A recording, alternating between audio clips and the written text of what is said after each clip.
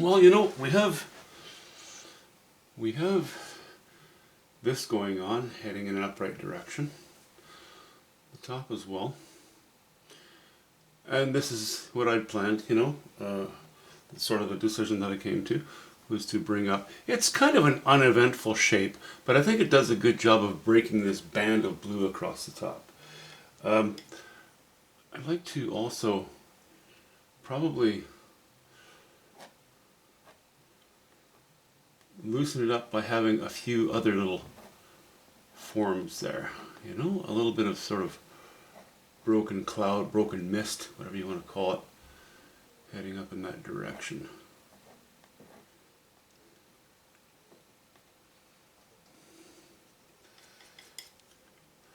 I've mixed up a little bit of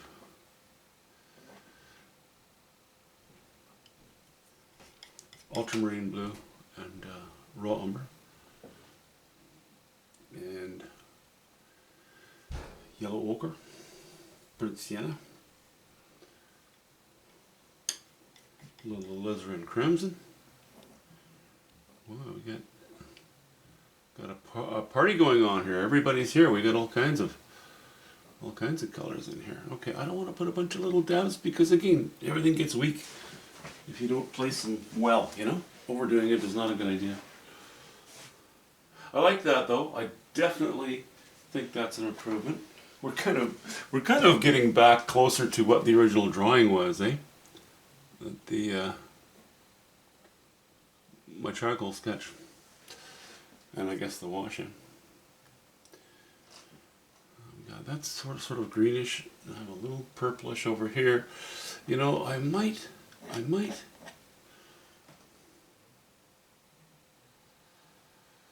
What might I do? What am I talking about? I kind of don't mind extending this feel a little farther to the right. I'll just use the same colors, you know.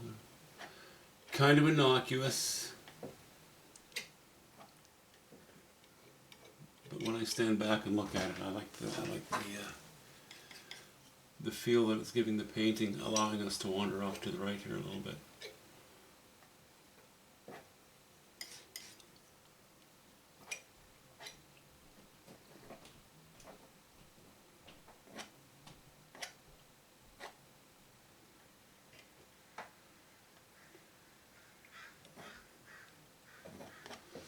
Okay, maybe let's leave it at that for now. Maybe we'll just leave it at that. Period. I've done some work in the foreground, obviously, and I'll do a zoom in on that in a second. But I may not need more, so if I don't know if I need more, then I'll hold off. But I do like this. All right. Let me just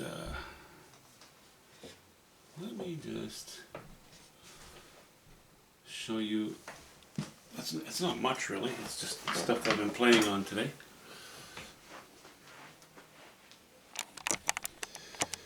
Okay.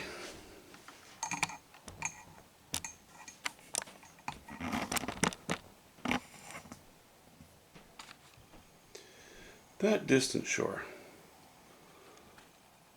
You can see that I laid in a few trunks or impressions of trunks and just give it a bit of texture. You know, it's in itself it's not that important, but it serves a very important purpose. As I mentioned, you know, a bridge joining the left-hand side to the right-hand side of the painting. And then we get to the foreground shore, and I just wanted to show you that I've cut the snow, you know, a little bit of undulation, and cut the snow into, you know, where it has drifted and filled in between the crevices in the rock, because, well, that's what happens. The snow blows, the snow drifts, and it piles up, and that is some of the last stuff to melt in the spring. Even after spring breakup, once the ice breaks up, you can still end up with little bits of snow here and there. You know, not always having really hard lines, Sometimes just dragging almost a dry knife across the canvas a little bit, fuzzing things in. And sometimes, yes, there are some hard lines.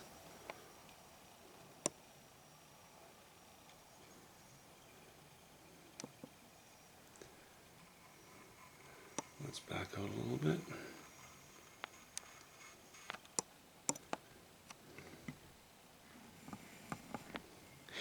Yeah, looking at the sky, I think that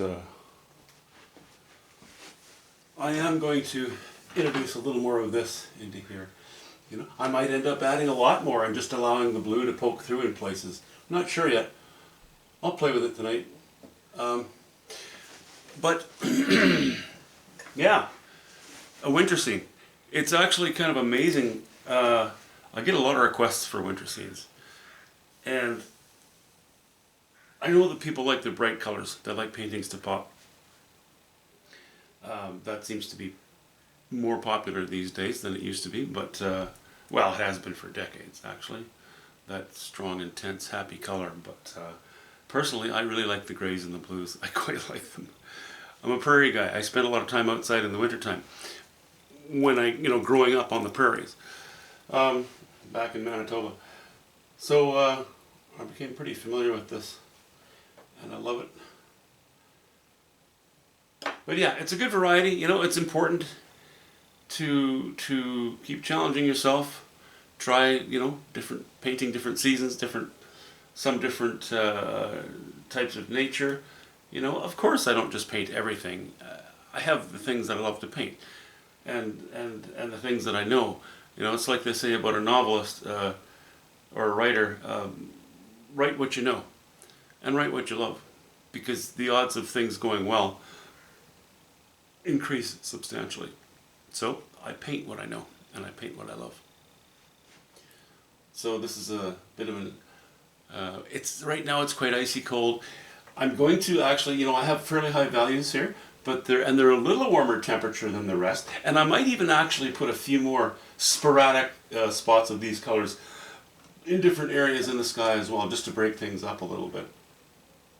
But I'm going to take these colors and warm them up further. I haven't played all my cards yet. You know, this seems like high value comparatively, but I can go way higher value still with the painting.